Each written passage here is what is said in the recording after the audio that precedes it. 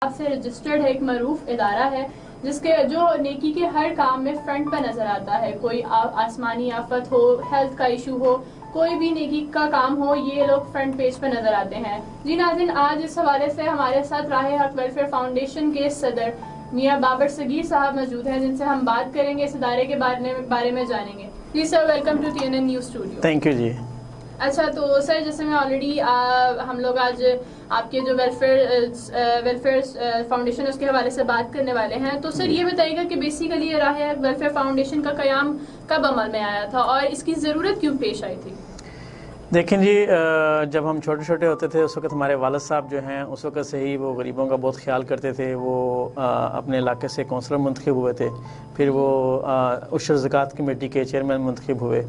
اس وقت جب ہمارے گھر وہ زکوٰۃ لینے والی خواتین آتی تھیں تو وہ بیچاری کو زکوٰۃ تو پیچھے سے حکومت کی تھوڑی سی آتی تھی، تو لیکن ان کی تعداد زیادہ ہوتی تھی. تو اس وقت ہمارے جو دادا ابو تھے انہوں نے ڈیڈی کو کہا کہ آپ جو بعد میں لوگ آتے ہیں ان کو اپنی طرف سے دے دیا کریں. تو اس سے وہ ڈیڈی نے اس وقت سارا نظام شروع کیا، اس وقت دینا شروع کیا، تو وہ بڑھتا بڑھتا الحمدللہ ماشاءاللہ آج جو ایک تناور درخت بن گیا. تو اس کا قیام جو زکوٰۃ، جب ہمارے یہ لوگ زیادہ ہو گئے، ہم مختلف علاقوں میں راشن تقسیم کرنے جاتے تھے، مختلف علاقوں میں ہم لوگوں کو زکوٰۃ دینے جاتے تھے، تو لوگ بہت زیادہ ہوتے تھے. اس میں ناحق لوگ جو تھے نا وہ بہت زیادہ سامنے آگے لے جاتے تھے. جو حقدار ہوتے تھے وہ بیچارے شریف ہوتے تھے، خاموش ہوتے تھے، وہ گھروں میں بیٹھے رہتے تھے، ان کو کوئی پوچھتا ہی نہیں تھا. تو پھر ڈیڈی نے مشورہ دیا کہ اس کو ہم جو ہے نا اپنے آرگنائز کریں اور ایک ادارہ بنائیں تاکہ ہم اس میں سب کو رجسٹرڈ کریں اور ان کے گھروں کی چیکنگ کریں تاکہ ہمیں پتہ ہو جو مستحق ہے ہم اس کے گھروں میں ان کے گھروں میں چیزیں پہنچائیں.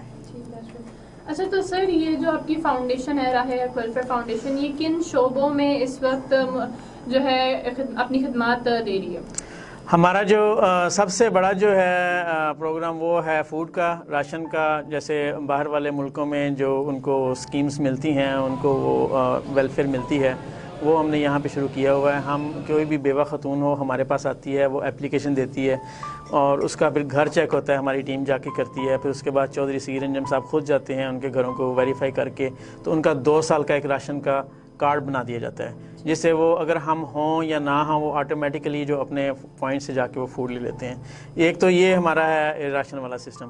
اس کے علاوہ دوسرا ہے ہم جو سکولز ہیں، سرکاری اسکول ہیں، ان میں یونیفارم دیتے ہیں. وہ جو پرائمری اسکول تک ہیں، جو چھوٹے بچے ہیں، آپ اکثر اگر کبھی جائیں آپ پرائمری اسکولوں میں تو وہاں جو بچے ہیں ان کے پاؤں ننگے ہوتے ہیں، ان کے پاس جوتے نہیں ہوتے، ان کے کپڑے پھٹے پرانے ہوتے ہیں، ان کے پاس سردیوں میں جرسیاں سویٹر بھی نہیں ہوتے. اور اوپر سے جو حکومت کا جو ایک سسٹم ہے کہ آپ نے بچوں کو اسکول ضرور بھیجنا ہے، تو وہ والدین ڈر کے ہمارے بچوں کو ویسے اسکول بھیج دیتے ہیں بغیر یونیفارم کے کہ ہمیں کہیں جرمانہ نہ ہو جائے یا ہماری کوئی پرستش نہ ہو. تو اس کے لیے پھر ہم نے ایک گزشتہ 4 سالوں سے ہم نے ایک سسٹم شروع کیا. ہم اسکولوں میں جاتے ہیں، درزی ہمارے ساتھ جاتا ہے، وہ ان کی یونیفارم کی وہ سائز لیتا ہے، سائز لے کے ان کی پھر ہم یونیفارم سلوا کے ان کو دے کے آتے ہیں. تقریباً 4 سے 5 ہزار یونیفارم الحمدللہ ہم ہر سال تقریباً پرائمری اسکول ساہیوال کے جتنے بھی ہیں ان میں جا کے، سرکاری جتنے ہیں وہ خود جا کے دے کے آتے ہیں. اچھا، تو سر اگر میں یہ اس حوالے سے بات کروں، آپ کی NGO کے حوالے سے لوگوں کا کہنا ہے کہ آپ اس NGO کو سیاسی مقاصد کے لیے استعمال کرتے ہیں، تو اس بارے میں آپ کیا کہیں گے؟ دیکھیں جی، ہمارا ملک جو ہے، پہلے سب سے بڑی بات تو یہ ہے کہ ہر آدمی کا کسی نہ کسی کے ساتھ ریلیشن شپ ہے. کوئی کسی کا ایک سیاسی جماعت سے، کسی کا دوسری کے ساتھ ہوگا، لیکن ہمارا جو فوکس ہونا چاہیے وہ ہمارا سب سے پہلے پاکستان ہونا چاہیے. اس کے بعد ہمارے پاکستان کی عوام، پاکستان کے لوگ. باقی ساری چیزیں، یہ پارٹیاں، یہ باقی جو فرقے ہیں اور یہ آرگنائزیشنز ہیں، یہ سب بعد میں آتے ہیں. ہمارے ہاں کلچر ہے کہ جب بھی کسی کے پاس کوئی چیز آتی ہے یا کسی کوئی باہر سے لے کے آتا ہے یا کوئی اس کو دیتا ہے کہ آگے اس کو دے دیں، تو سب سے پہلے اپنے ایک گروپ میں، اپنے گروہ میں، اپنی پارٹی میں، اپنے فرقے میں اس کو تقسیم کرتے ہیں. حالانکہ اللہ تعالیٰ کی جو ڈائریکشنز ہیں وہ یہ ہے کہ آپ نے انسانیت کی خدمت کرنی ہے. اس میں یہ بھی کہا گیا ہے کہ مذہب کی بھی کوئی قید نہیں ہے، اس میں یہ بھی کہا فرقے کی کوئی قید نہیں ہے، برادری کی کوئی قید نہیں ہے. آپ کی جو برادریاں اور یہ قبیلے بنائے گئے ہیں یہ پہچان کے لیے بنائے گئے ہیں، یہ ہمیں اللہ تعالیٰ نے بتایا. تو ہم اس بات کو بھول جاتے ہیں. ہم بس یہی کہتے ہیں کہ جو ہمارے ساتھ ہے ہم نے اس کو دینا ہے، جو ہمارے ساتھ نہیں ہے ہم نے اس کو نہیں دینا. وہ یہ جو ہوتا ہے یہ اقربا بروری رعایت ہے. اس میں پھر جو سسٹم میں جو حقدار ہیں بہت سارے رہ جاتے ہیں، جو ناحق ہیں وہ آ کے جو چیزیں آ کے لے جاتے ہیں. تو ہمارا جو سسٹم ہے وہ بڑا ہی صاف اور شفاف ہے. ہم نے رجسٹریشن کی ہے غریب بیوہ خاتون جس کا کمانے والا کوئی نہیں ہے. ہم نے کبھی نہیں اس سے پوچھا آپ کرسچن ہیں، آپ مسلم ہیں، آپ ہندو ہیں. ہم نے کبھی نہیں پوچھا آپ کا تعلق کس پارٹی سے ہے. ہم نے کبھی نہیں پوچھا آپ کس برادری سے تعلق رکھتے ہیں. بس اگر وہ میرٹ پہ ہیں تو پھر ہم ان کا نام رجسٹر کر لیتے ہیں اور ان کا جو راشن ہے وہ لگ جاتا ہے. مختلف علاقوں کے حساب سے ہم نے مختلف علاقوں میں پوائنٹس بنائے ہوئے ہیں جہاں پہ وہ اپنا راشن ہر مہینے کی 3, 4 یا 5 تاریخ کو اپنے مقررہ پوائنٹ سے وہ خود ہی لے لیتے ہیں. اگر وہ ہم ان کو ایک ہی جگہ شہر میں پوائنٹ بنائیں تو پھر ان کا 100 روپیہ آنے کا کرایہ, 100 روپے جانے کا کرایہ.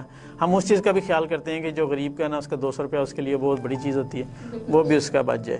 تو کوشش کرتے ہیں کہ جو ہمارا نظام ہو وہ صاف شفاف ہو. اس میں ہم نے کبھی جو سیاسی طور پہ اگر ہم اس کو اگر یوز بھی کریں گے نا تو اس طرح کا سسٹم کبھی بھی آپ کو سیاسی طور پر فائدہ نہیں دیتا.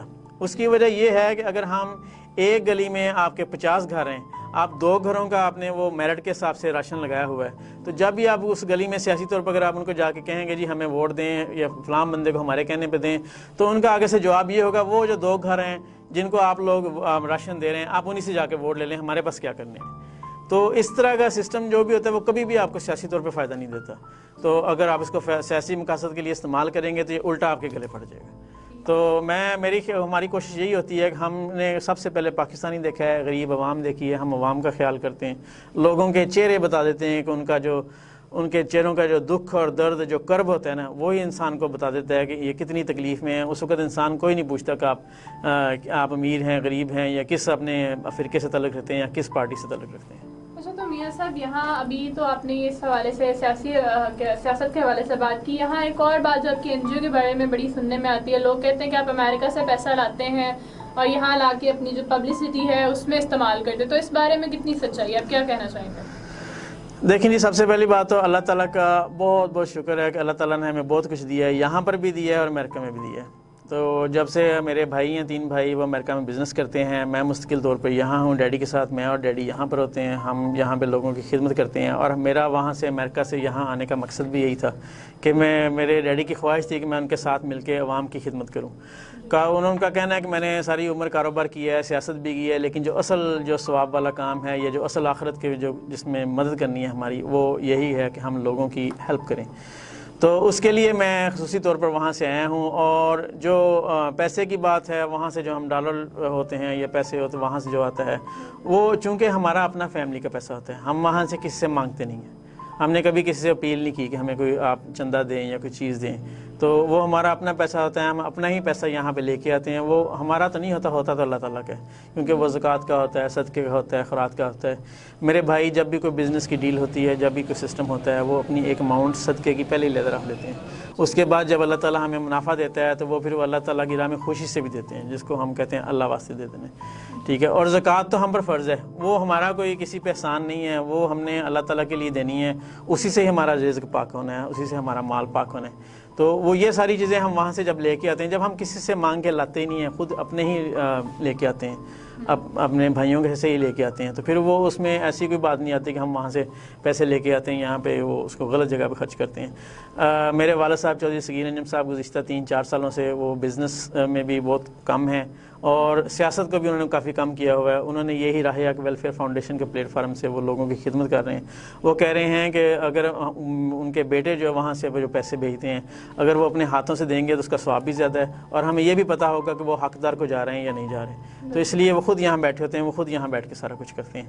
اور رہی سیاسی سیاست کے لیے استعمال کرنا, ہر بندہ سیاسی جماعت سے تعلق رکھتا ہے. ٹھیک ہے. ہر بندہ اس کو کہتا ہے کہ ہم نے ہم اس جماعت کو سپورٹ کرنا ہے. تو ہم بھی کرتے ہیں, سیاسی طور پہ بھی ہم کرتے ہیں, لیکن ہم جو پیسہ ہے زکوٰۃ کا, خیرات کا یا صدقے کا, اس کو ہم نے آج تک کبھی سیاسی مقاصد کے لیے استعمال نہیں کیا. اچھا تو سر یہاں پہ ایک شارٹ بریک کا ٹائم ہو رہا ہے, بریک کے بعد واپس آ کے مزید گفتگو کرتے ہیں. جی ناظرین, یہاں پہ ایک شارٹ بریک کا ٹائم ہو رہا ہے, بریک پہ جاتے ہیں, بریک سے واپس آ کے سر سے یہیں سے گفتگو کنٹینیو کریں گے. تب تک دیکھتے رہے TNN نیوز. بارش بہت ہو رہی ہے, جانا ضروری ہے کیا؟ ہاں بابا. نئے گھر کے بارے میں کچھ سوچو نا, شام کو بات کرتے ہیں نا. ایک آشیاں ہے تصور میں, جہاں مستقبل کی تصویر ہو, جہاں آنے والی یادوں کا سما بستا ہو, جہاں کشادہ منزلوں کا رستہ ہو. اور آپ کے انہی راستوں کی منزل ہے safari city housing scheme. TE group of companies के माहिर आर्किटेक्ट और चाइनीज इंजीनियर्स की ज़ेरे निगरानी जदीद तरीन इंटरनेशनल स्टैंडर्ड की कंस्ट्रक्शन, एक कनाल के रिहायशी और कमर्शियल प्लॉट्स टीएमए से मंजूर शुदा। ओकाड़ा में पहली बार solar garden lights, water filtration plant, जदीद monuments, कुशादा metal roads, community centre, मस्जिद, school, gym, electricity, ई-टैग gate, iron gate, boundary wall, sewerage का जदीद निजाम, stainless steel poles, playground, play land, parks, green belt, traffic sign, entry road sign, cat आई, interior stone, कर्ब stone, security कैमरे, 24 घंटे on location security team की मौजूदगी बनाए आपके लिए एक महफूज और पुरसकून जिंदगी को यकीनी। तरक्याती काम की झलक देखें, फिर बच्चों के मुस्तकबिल का फैसला करें। 25% एडवांस और बकाया अदायगी 24 माह की आसान माहाना एक साथ में। Safari city housing scheme, मुल्हिका city school, canal view road, Okara, designed and developed by TE group of companies. जी नाज़रीन, वेलकम बैक। जैसे कि आपने देखा था कि हम ब्रेक से पहले थर्ड से बात कर रहे थे इस हवाले से कि लोगों का कहना है कि वो अमेरिका से पैसा लाते हैं और यहाँ पब्लिसिटी में लगाते हैं। तो सर यहीं पे एक और सवाल जो मैं आपसे करने लगी हूँ, जो मेरे इस माइंड में भी था और मैं करना भी ज़रूरी समझती हूँ, कि लोग ये कहते हैं कि जी आप काम कम और दिखावा ज़्यादा करते हैं। इस बारे में आप क्या कहेंगे? देखें, सोशल मीडिया का दौर है, सबसे पहली बात तो ये ठीक है। अगर आप देखें हर घर में मोबाइल है। यहाँ पे जो नॉर्मल जिसको हम मिडिल क्लास फैमिलीज़ कहते हैं, वहाँ पे सिर्फ बच्चों के पास ही नहीं, बच्चियों के पास भी मोबाइल है। ठीक है, हर एक के पास, अगर किसी के पास फेसबुक नहीं है तो उसके पास ट्विटर है, ट्विटर नहीं है तो उसके पास टिकटॉक है, टिकटॉक नहीं है तो और जो एप्लीकेशन इंस्टाग्राम वगैरह, स्नैपचैट वगैरह, बहुत सारी एप्लीकेशंस हैं। हर कोई किसी न किसी एप्लीकेशन का एडिक्ट है। जो मोबाइल है वो एक, जिस तरह लोग सिगरेट पीते हैं ना, इसी तरह ये हमारे लिए बन गया है। तो हर वक्त इसकी जो ज़रूरत है हमें महसूस रहती है। जैसे जो ज़्यादा आपने कभी देखा होगा, जो ज़्यादा लोग सिगरेट पीते हैं, वैसे तो तंबाकू नोशी सेहत के लिए मुज़र सेहत है, मिसाल नहीं देनी चाहिए, लेकिन उन्होंने वो खाना खाने से पहले भी पीनी होती है, खाना खाने के बाद भी पीनी होती है, फिर वो सुबह जब उठते हैं सो के उठ को सबसे पहले उनको सिगरेट की तलब होती है। तो वही जो सिचुएशन है ना इस वक्त, हम जो हमारे हैं बच्चे, उनमें पहुंची हुई है। उन्होंने सबसे उठ के सुबह पहले देखना है कि मोबाइल में तो नहीं कोई चीज़ आ गई। ठीक है, वो हमारे एक और भी मिसाल चलती है कि घर में फ्रिज बड़ा होता है। ठीक है ना, उसमें फ्रिज में कोई एक दो चीज़ें होती हैं, ज़्यादा चीज़ें तो होती नहीं हैं, लेकिन फिर भी आधे आधे घंटे बाद बच्चे खोल के देखते हैं शायद इसमें कोई चीज़ हो। ठीक है ना, तो वो ये बिल्कुल एग्जैक्टली सिचुएशन जो है इस वक्त वो मोबाइल की है। मोबाइल हमारी ज़िंदगी का ज़रूरत का हिस्सा बन गया है। बहुत सारी चीज़ों को इसने कवर कर लिया है। मसलन अब मैंने तो घड़ी पहनी हुई है, लेकिन अब घड़ियाँ नहीं पहनते कोई भी, हर कोई जो है मोबाइल से टाइम देखता है। ठीक है, उसके अलावा जो कैमरा है, किसी ने तस्वीरें वगैरह लेनी होती थी, अब कैमरे का रवाज ख़त्म हो गया। आप कैमरे की जो रील्स है वो डेवलप नहीं करवाते। पहले कैमरे से हम डर डर के 1 या 2 तस्वीरें लेते थे कि ज़्यादा लेंगे तो वो रील ख़त्म हो जाएगी, फिर उसके पैसे देने पड़ेंगे, फिर धुलवाएंगे। तो अब जो है वो यहाँ से एक ही जो चीज़ की 15-15 तस्वीरें खींचते हैं कि शायद ये एंगल नहीं सीखी, ये एंगल ठीक आ जाएगा, इस तरह ठीक आ जाएगा। तो उसके अलावा और भी बहुत सारी चीज़ें हैं जो मोबाइल की वजह से ख़त्म हो गई हैं। मसलन टीवी कम हो गया है, VCR तो वैसे ही ख़त्म हो गए सारे, केबल की भी ज़रूरत नहीं पड़ती। आप ऑनलाइन हो, आप कोई भी दुनिया का चैनल देखना चाहते हो, आप इंग्लिश न्यूज़ देखना चाहते हो, अरेबिक देखना चाहते हो, वो सारा कुछ आपको मोबाइल पे नज़र आएगा। एक तरफ तो आप मोबाइल पर ये सारी दुनिया को वॉच कर रहे होते हैं, दूसरी तरफ आपकी अपनी पर्सनैलिटी भी होती है। आप अपनी पर्सनैलिटी क्रिएट करने के लिए मोबाइल को इस्तेमाल करते हैं। आप अपना वो कोई अकाउंट बनाते हैं फेसबुक पे या किसी भी सोशल मीडिया ऐप पे, फिर आप अपने आप को रिप्रेजेंट करते हैं उन पोस्टों के ज़रिए कि मेरा रुझान किस सियासी पार्टी की तरफ है, या मेरे ख़यालात किस टाइप के हैं, या मैं किस सिस्टम में हूँ। वो सारा आप साथ साथ जिस तरह आपकी वो आप पोस्ट करते रहते हैं, उस तरह आपकी एक शख्सियत बनती रहती है। तो अब पोस्टों के बाद अब जो नया कल्चर है या जो नया सिस्टम है वो ये है कि आपकी पिक्चर्स आपके ऊपर आपको शो करती हैं कि आप क्या कर रहे हो क्या नहीं कर रहे। आप किसी से मिलते हो, आप जाके अपनी तस्वीर खींचते हो, आप भेजते हो, सबको बताते हो। अब टाइम नहीं है ना हमारे पास, फास्ट हो गई है ज़िंदगी। हम एक एक को फ़ोन करके नहीं बता सकते आज हम फ़लाँ बंदे से मिले थे, या फ़लाँ से हमारी मुलाकात हुई थी, या आज हमने फ़लाँ काम किया था। तो आप एक दफ़ा ही अपलोड कर देते हो, वो सारी दुनिया बैठी आपको देख रही है। जो आपके दोस्त नहीं हैं वो भी आपको देख रहे हैं। अगर आप उसको लॉक करना चाहते हैं तो आप उसको फैमिली तक कर लें, तो वो फैमिली ही सिर्फ देखेगी और कोई नहीं देख सकता। تو جو لوگ پبلک میں ہیں، جنہوں نے صبح شام پبلک میں جانا ہوتا ہے، ان کی لائف جو ہوتی ہے نا وہ ویسے ہی پبلک ہوتی ہے. آپ اپنی تصویر خود نہیں کھینچ کے اوپر فیس بک پہ ڈالیں گے یا سوشل میڈیا پہ ڈالیں گے تو کوئی نہ کوئی آپ کی تصویر کھینچ کے ڈال رہا ہوگا.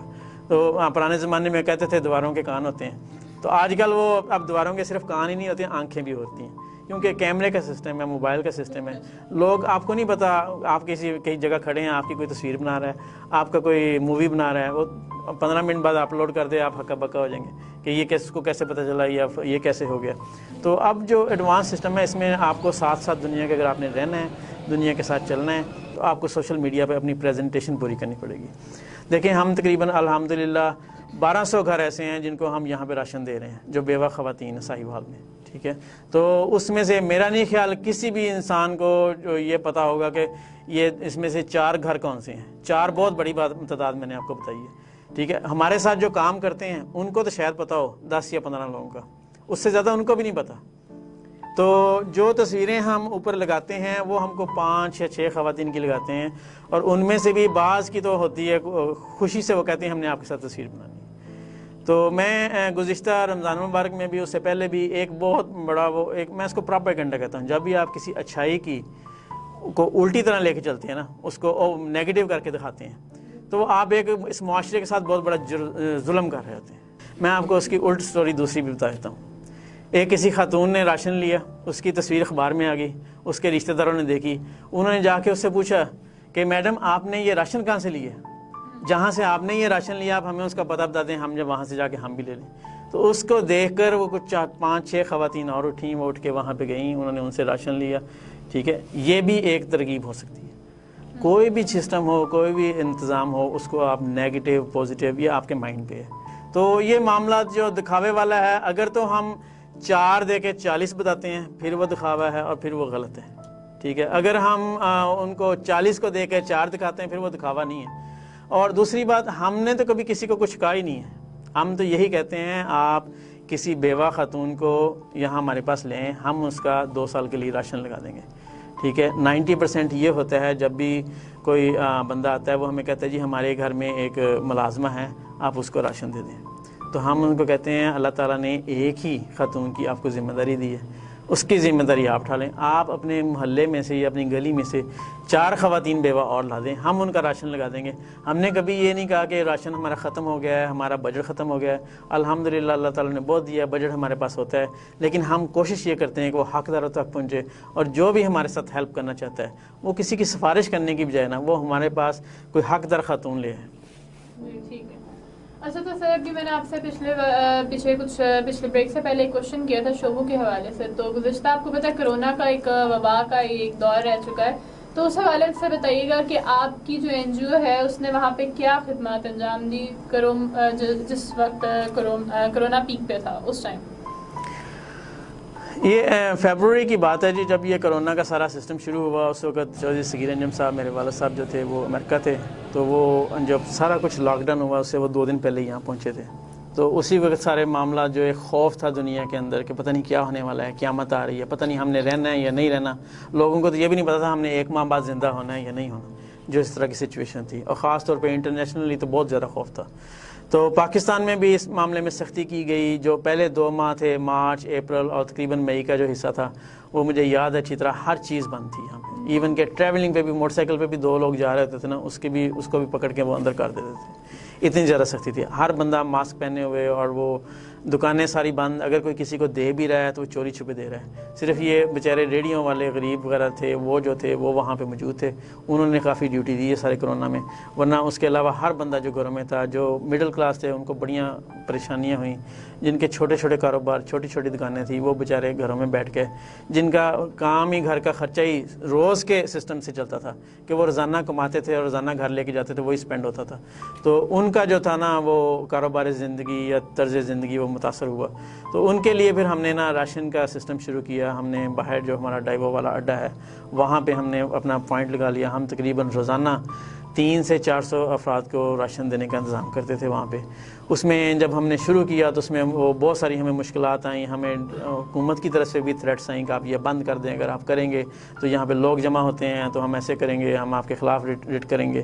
بلکہ پولیس بھی ہماری طرف 2-3 دفعہ بھائی جب انہوں نے جو بھی آتا تھا, جب وہ سسٹم دیکھتا تھا نا, تو پھر وہ بڑا متاثر ہوتا تھا. متاثر وہ اس لیے ہوتا ہے کہ ساری دنیا تو بند ہے, ہر چیز بند ہے. اگر کوئی بندہ اس میں بیٹھ کے وہاں پہ خدمت کر رہا ہے, ٹھیک ہے, تو اس کو ہم وہ بجائے اس کی ہیلپ کرنے کے, ہم اس کو پھر وہ منع کر رہے ہیں کہ آپ یہ نہ کریں. خاص طور پہ دیکھیں کرونا تو اگر ان غریب لوگوں کا تھا تو ہم بھی تو اس کے کرونا کے تھے نا, متاثرین میں سے. ہمیں بھی تو کرونا ہو سکتا تھا, ہم بھی وہ کووڈ کا شکار ہو سکتے تھے. تو ہم نے ہمت نہیں ہاری. میرے والد صاحب چودھری سگیر انجم صاحب وہاں پہ وہ سارا دن بیٹھتے, وہاں پہ وہ راشن تقسیم کرتے. پھر گورنمنٹ نے ہمیں تھوڑی سی سہولت دی, انہوں نے پھر ہمیں 2-3 پولیس کے ملازمین دیے, کچھ ہمارے پاس وہ رضاکار آئے, انہوں نے آ کے کچھ ڈیوٹیاں سنبھالی, لوگوں کو وقفے سے کھڑا کرنا شروع کر دیا. لیکن آپ کو پتہ ہے جب ایک لوگوں کو پتہ چلتا ہے کہ ایک پوائنٹ سے راشن ملنا ہے, روز ملنا ہے, تو وہ لوگ جو ہے نا جوک در جوک آنا شروع ہو گئے. اس کا پھر طریقہ ہم نے یہ نکالا کہ ہم ایک گھروں میں جانا شروع ہو گئے. ہم صبح 9 بجے گھر سے نکلتے, ایک علاقے کا انتخاب کرتے, وہاں پہ ایک گلی سے شروع کر دیتے جو کنجسٹڈ ایریاز, جو غریب ایریاز تھے. وہاں سے ہم پھر وہ دروازہ نہ کرتے, ان سے پوچھتے آپ کا بندہ کیا کرتا ہے, کمانے والا گھر میں کوئی ہے نہیں ہے. پھر ہم ان کو وہ راشن کی وہ چٹ دیتے, پھر وہ ہمارے پوائنٹ سے آ کے لے جاتے. پھر ہم نے 2-3 دفعہ تو ہم نے اس کو ایسا کیا کہ لوگوں کا وہاں پہ جھرمٹ نہ بنے. پھر ہم نے ایسوسیشنز پکڑ لی, مثلا جیسے ہاکرز تھے, اخباریں تقسیم کرنے والے, یا وہ بسوں کے ہاکرز ہوتے ہیں, یا پھر وہ بسوں کے ساتھ جو چلنے والے ہوتے ہیں. ایک جو باہر والے اڈے پہ ایک 7-8 شعبے ایسے ہیں جس پہ بہت سارا غریب طبقہ جو ریلیٹڈ ہے ان کے ساتھ, ٹھیک ہے. اگر ٹرانسپورٹ کا سسٹم بند ہو جاتا ہے وہ سارے گھروں میں بیٹھ جاتے ہیں, وہ روز کا روز کما کے گھر دینے والے ہوتے ہیں, ٹھیک ہے. تو ان کے لیے پھر ہم نے علیحدہ کیا. پھر وہ یہ ریلوے اسٹیشنوں کے کولی تھے ان کے لیے. پھر یہ کچہری میں جو سٹام فروش بیٹھے ہوتے ہیں ان کے ساتھ ایک جو ان کا لڑکا ہوتا ہے آفس بوائے جس کو ہم کہتے ہیں, ان کے لیے پھر ہم نے ایک علیحدہ کیا. پھر یہ ٹرانسجینڈر تھے, ہم نے ان کے لیے ایک علیحدہ پروگرام کیا. اس طرح ہم نے مختلف شعبوں میں نا سب کو بلا کے تقریباً ساہیوال میں کوئی ہم نے ایسا شعبہ نہیں چھوڑا جس میں ہم نے راشن نہ دیا ہو. اس کے علاوہ ہم نے مخیر حضرات کے ساتھ بھی ان کا تعاون کیا. مختلف ادارے تھے, ہم نے سرور فاؤنڈیشن ہے لاہور سے, جو چودھری سرور صاحب گورنر صاحب تھے اس وقت, ان کے ساتھ بھی ہم نے تعاون کیا. ان کے ساتھ بھی چودھری وسیم رامے صاحب تھے, وہ بھی وہاں سے سعودی عرب سے جو راشن آتا تھا وہ یہاں ساہیوال لے کے آئے, ان کے ساتھ ہم نے ملا کے اپنی طرف سے بھی حصہ ڈال کے ہم نے وہ کیا. تو الحمدللہ جو راشن والا سسٹم ہے وہ ہم نے پورے کرونا میں جاری رکھا. وہ دن اور آج کا دن, آج تقریباً اس سارے معاملات کو 2 سال, تو 2 سال میں ہم نے کوئی ایسا دن نہیں تھا کہ جب ہم نے راشن نہ دیا. اور یہ سسٹم ہم نے ابھی بھی اسی تسلسل کے ساتھ برقرار رکھا ہوا ہے, کیونکہ اس وقت ہمیں احساس ہوا کہ ہمارے ہاں غربت بھی بہت ہے, اور بہت سارے لوگ جو کماتے بھی ہیں ان کے بھی جو سسٹم ہے وہ پورا نہیں ہوتا اس کمائی کے ساتھ. تو ان کی ہیلپ کے لیے ہم نے جو ہے نا پھر ابھی تک ہم اس کو کر رہے ہیں. اب بھی ماہ رمضان کا سسٹم چل رہا ہے, اس میں ہم روز کے روز 200 سے 300 لوگوں کو ایکسٹرا جو ہے وہ راشن دے رہے ہیں. جی, تو سر یہاں پہ ایک اور بریک کا ٹائم ہو رہا ہے, بریک کے بعد واپس آ کے آپ سے مزید گفتگو کرتے ہیں. جی ناظرین, یہاں پہ ہم ایک شارٹ بریک پہ جا رہے ہیں, بریک سے واپس آتے ہیں یہیں سے کنٹینیو کرتے, تب تک دیکھتے رہے TNN نیوز.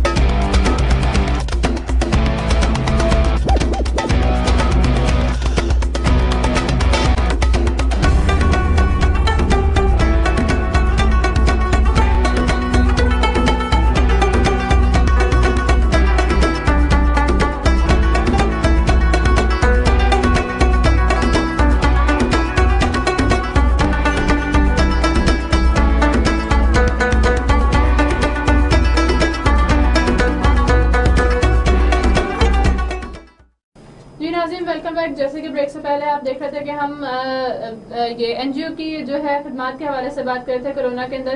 تو وہی سر میں آپ سے یہاں ایک اور سوال جو پوچھنا چاہ رہی ہوں وہ یہ ہے کہ کیونکہ آپ ایک سرکاری عہدے پہ بھی فائز ہیں اور مارکیٹ کمیٹی کے چیئرمین ہیں, تو لوگوں کا کہنا ہے کہ آپ اپنی سرکاری پوسٹ کو NGO کے فائدے کے لیے استعمال کرتے ہیں، اس بارے میں آپ کیا کہنا ہے؟ دیکھیں جی، الحمدللہ اللہ تعالیٰ کا شکر ہے، میں گزشتہ 2 سالوں سے چیئرمین مارکیٹ کمیٹی ساہیوال ہوں۔ مارکیٹ کمیٹی میں جو ہماری مین ڈیوٹی ہے وہ تو یہی ہے کہ صبح جو وہاں پہ بولیاں لگتی ہیں، جب بھی پروڈکٹ آتی ہے تو پروڈیوس آتی ہیں تو اس کے لیے بولیاں لگتی ہیں، تو ہم نے اس کو مانیٹر کرنا ہوتا ہے، تو وہ 2-3 گھنٹے کا کام ہوتا ہے۔ اس کے بعد جو ہے جو پرائس کنٹرول کمیٹی کا کام شروع ہو جاتا ہے، ہمارا اس کے بعد کوئی کام نہیں ہوتا۔ تو وہاں پر ہم نے اس کو سیاسی مقاصد کے استعمال کیا کرنا، میں تو خود بھی اگر میں نے کبھی کوئی سبزی فروٹ یا پھل لینا ہو، میں ہمیشہ ریڑھی والے کے پاس جاتا ہوں۔ ریڑھی والا اگر 100 روپیہ کہتا ہے تو میں اس کو 20 روپے زیادہ دے دیتا ہوں، کیونکہ وہ ایک غریب ریڑھی والا ہے، اس نے شام کو گھر جو پیسے اپنے بچوں کے لیے کما کے لے کے جانے ہیں، وہ کتنی کہ وہاں پہ جا کے وہ کر لے گا، کرپشن کر لے گا، یا وہ کتنا کچھ اس میں سے نکال لے گا۔ اگر ہم اپنے دل سے سوچیں تو وہ وہاں سارا دن محنت مزدوری کرتا ہے وہاں پہ کھڑا، ٹھیک ہے۔ اگر ہم اس کو 20 روپے اپنی خوشی سے دے دیں گے تو وہ اس کے لیے حلال ہو جائیں گے، ٹھیک ہے۔ تو وہ اگر اور بھی لوگ ایسے کریں تو پھر اس کو ضرورت ہی نہیں ہے کسی کو مہنگی چیز دینے کی۔ اگر وہ کسی کو کوئی مہنگی چیز دیتا بھی ہے تو اس کے اندر ضرورت ہے اس کی، کیونکہ وہ اس نے کون سا کوئی آپ سے 100 روپے یا 50 آپ نے 200 روپے کمانے ہیں، وہ 10-20 کا مسئلہ ہوتا ہے۔ تو میں ویسے تو لوگوں سے درخواست کرتا ہوں کہ آپ جب بھی کبھی ایسے سودا سلف ریڑھی والوں سے لیتے ہیں، ان سے آپ لڑائی مت کیا کریں۔ تو دوسرا جو اب ہمارے ہاں جو اب رمضان شریف میں دسترخوان ہم چلا رہے ہیں، یہاں پہ لگ رہا ہے، اس میں اصل میں فروٹ بھی صبح ہوتا ہے، ہم نے وہ جو دیگیں پکانی ہوتی ہے اس کے لیے سبزی بھی لینی ہوتی ہے۔ میں کبھی مارکیٹ کمیٹی کے وجہ سے میں منڈی نہیں گیا، ہمارے لڑکے جاتے ہیں، وہ بولیوں سے ویسے ہی خریدتے ہیں جیسے ہم خریدتے ہیں، کسی کو پتہ بھی نہیں ہوتا کہ میرا وہاں نمائندہ گیا ہوا۔ تو اگر ہم نے کبھی اپنے وہ افطار دسترخوان کے لیے یا گھر کے لیے کچھ منڈی سے نہیں لیا، تو باقی جو کرپشن والی ہے یا اس کو سیاست میں استعمال کرنے والی بات ہے یا اپنے NGO کے مقاصد میں استعمال کرنے والی بات ہے، وہ ساری بات پھر غلط ہے۔ اچھا، تو سر آپ سے اگر میں یہ بات کروں کہ یہاں پہ اور بھی NGOs ہیں جو ڈونر سے اپیل کرتی ہے فنڈز کے لیے، لیکن آپ لوگ نہیں کرتے ہیں، اس کی کیا وجوہات ہیں؟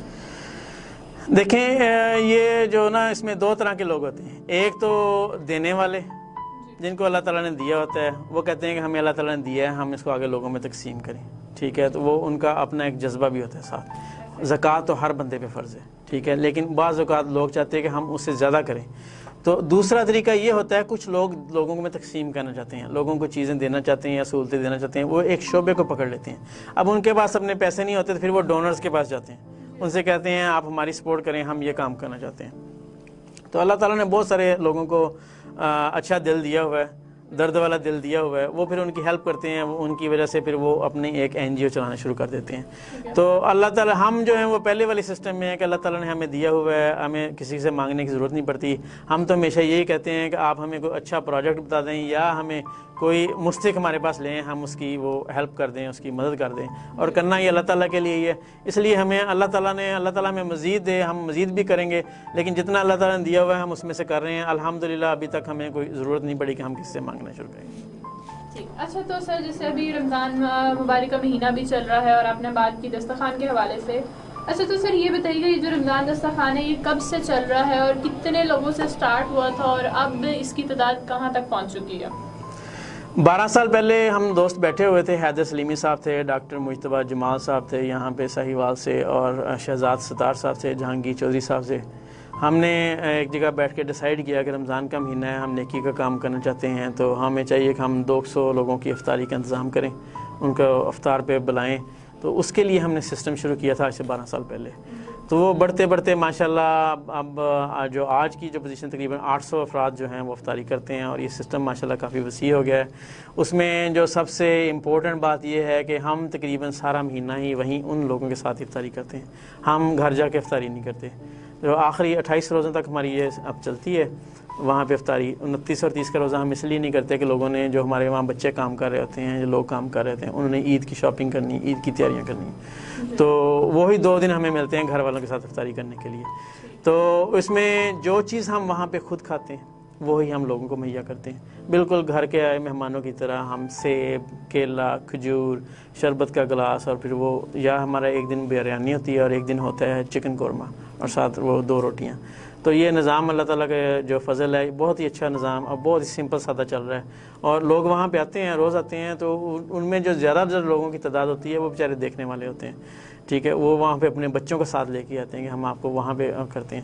تو کھانے کا جو اجر ہے نا وہ تو عام دنوں میں بھی اللہ تعالیٰ نے کہا ہوا ہے، یہ بہت زیادہ اجر ہے. ٹھیک ہے، تو ماہ رمضان میں ایک کھانا کھلانا اور دوسرا روزہ افطار کرانا، اس کے اجر کی تو کوئی لمٹ ہی نہیں ہے، یہ تو اللہ تعالیٰ نے ہمیں بتایا ہوا ہے. تو ہماری وہاں پہ کوشش یہی ہوتی ہے کہ ہم جتنا زیادہ سے زیادہ لوگوں کی خدمت کر سکیں. لوگ وہاں پہ ہیں وہ اللہ تعالیٰ کے مہمان ہیں، اور ہمیں بھی اللہ تعالیٰ نے توفیق دی ہے، اللہ تعالیٰ نے ہمیں ایک سسٹم کا ایک موقع دیا ہے کہ ہم اپنی آخرت کو بہتر بنائیں لوگوں کی خدمت کے ذریعے، ہم اللہ تعالیٰ کی خوشنودی حاصل کریں لوگوں کی خدمت کے ذریعے. تو ہم کوشش کرتے ہیں کہ ہم جو وہاں پہ لوگوں کی زیادہ سے زیادہ خدمت کریں اور اس جو نظام کو بڑھاتے جائیں. اچھا تو سر آپ اگر میں کیونکہ پروگرام کا ٹائم شارٹ ہے تو میں آپ سے ایک لاسٹ کوشچن کرنا چاہ رہی ہوں کہ آپ مخیر حضرات کو کچھ کہنا چاہ رہے ہیں یا اپنے تجربے کی بیس پہ یا بنا پہ آپ کوئی بات شیئر کرنا چاہ رہے ہیں اپنے تجربے کی روشنی میں تو وہ آپ کر سکتے ہیں. مختصراً ایک واقعہ میں عرض کروں گا. میں جب امریکہ میں تھا تو میرے پاس ایک دوست ہے فیصل آباد کے مل آنر تھے، بہت بڑی مل کے وہ آنر تھے. تو جب وہ امریکہ سے میری ملاقات ہوئی ان سے تو انہوں نے بتایا کہ وہ ہر سال سعودی عرب سے بہت ہی اچھا پیکیج بنا کے افطاری کا تو وہ یہاں سے بھجواتے ہیں بائی ایئر. تو وہاں پہ وہ ان کے جناب وہ مدینہ منورہ میں اور مکہ مکرمہ میں وہاں پہ ان کی افطاریوں میں ان کا حصہ ڈلتا ہے. تو میں نے ان کو بات کی تھی، میں نے ان سے ذکر کیا، میں نے کہا یار آپ کی ایک فیکٹری ہے، اس میں آپ کے کتنے ملازم ہیں؟ انہوں نے کہا جی تقریباً 3000 کے قریب ہوں گے. میں نے کہا آپ کو پتہ ہوگا وہ آس پاس ہی کسی گاؤں سے آتے ہوں گے یا قریب جوار سے کسی ایسے علاقے سے آتے ہوں گے جو کنجسٹڈ ایریا ہوگا. آپ کبھی ان کے جا کے حالات چیک کریں، ان کو جا کے دیکھیں، ان کو پوچھیں ان کی کیا ضروریات ہیں. جو سسٹم جو چیزیں آپ بنا کے وہاں بھیج رہے ہیں بے شک وہ بہت قابل احترام جگہ ہیں، وہاں پہ ثواب بھی بہت زیادہ ہے، لیکن وہاں پہ اللہ تعالیٰ کا اتنا فضل و کرم ہے، وہاں پہ کوئی جو بندہ ہے وہ بھوکا نہیں ہوتا. وہاں پہ کوئی ہم نے نہیں آج تک کبھی سنا کہ کوئی بھوک کی وجہ سے سعودی عرب میں مکہ میں یا مدینے میں کسی کی موت واقع ہوئی، اللہ تعالیٰ معاف کرے. لیکن یہاں ہمارے جو حالات ہیں وہ بہت گڑبڑ ہیں. آپ اپنے اگر کسی ہمسائے کا یہ ہمسائے والا ایریا وہی آپ لے لیں، اس میں ہی آپ اپنی یہ چیزیں دے دیں تو وہ زیادہ حقدار ہیں. وہ آپ کو پتہ نہیں کتنے حجوں کا، کتنے عمروں کا اور کتنا زیادہ ثواب دے دیں، یہ تو اللہ تعالیٰ بتائیں گے. لیکن میں 2 سال بعد میری پھر ان سے امریکہ میں ملاقات ہوئی. انہوں نے مجھے ڈھیر ساری دعائیں دی. انہوں نے کہا جس دن میں ان گلیوں میں گیا تھا اس دن سے مجھے رات کو اب اچھی طرح نیند نہیں آتی. مجھے میرے دل میں نے جو پچھلے سال ضائع کیے ہیں وہ میرا خوف میرے دل میں ابھی بھی ہے کہ میں وہاں پہ جا کے جو بھیجتا رہا نا وہ مجھے ان بندوں کو دینا چاہیے تھا جن کے روز آنسو نکلتے ہیں، جن کے بچے روز پوچھتے ہیں کہ آج گھر میں کچھ کھانے کے لیے آئے گا کہ نہیں آئے گا. تو وہ مجھے اس وقت بڑی خوشی ہوئی کہ اللہ تعالیٰ نے کسی بندے کے جو دل میں درد والا تو پہلے ہی تھا لیکن سمت اس کی ڈائریکشن نہیں ٹھیک تھی. تو اب میں یہی مخیر حضرات سے اپیل کروں گا کہ میں نہیں کہتا کہ آپ وہ ملتان جائیں، وہاں جائیں، لاہور جائیں، ادھر جائیں.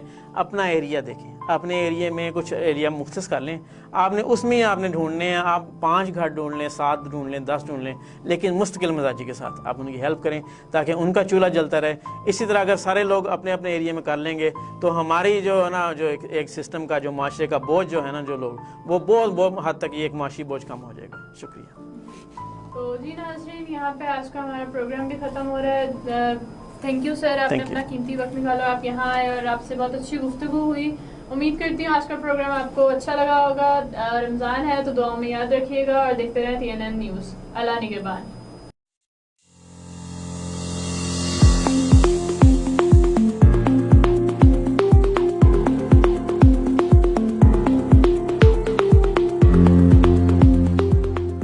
رابعہ چھوٹی دا وڈی دا فوزی ہے. میں اس تو میرے نال موجود رابعہ بھی میرے نال کام کردی، خود کر رہی ہے میرے نال. 8 سال ہو گئے نے، 8واں چڑھ گیا میں کام کر رہی ہوں. اس تو کر